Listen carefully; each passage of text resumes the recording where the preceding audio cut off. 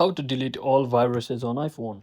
So hello guys, welcome back to my YouTube channel. In this quick tutorial, I'll be showing you how to delete all viruses on iPhone. So first thing first, just head over to your settings on your iPhone device.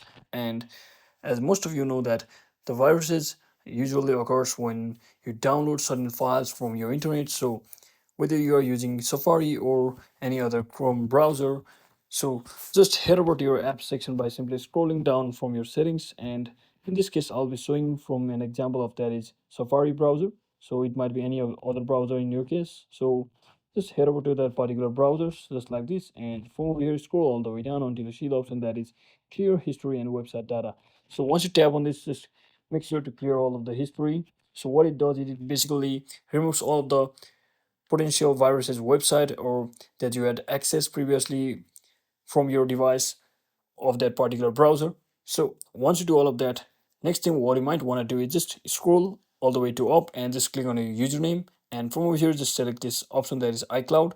So once you select this iCloud option over here, just click on this drive button over here, and you shall see the option that is manage storage. Select it.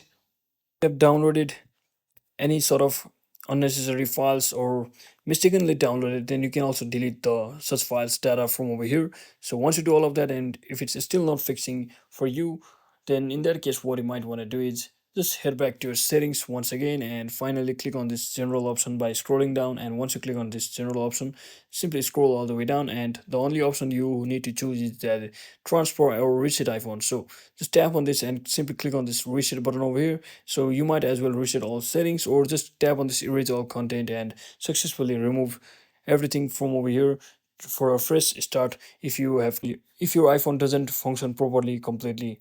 So that's it for today guys. Thanks for watching. Don't forget to like and subscribe to the channel. See you on the next one.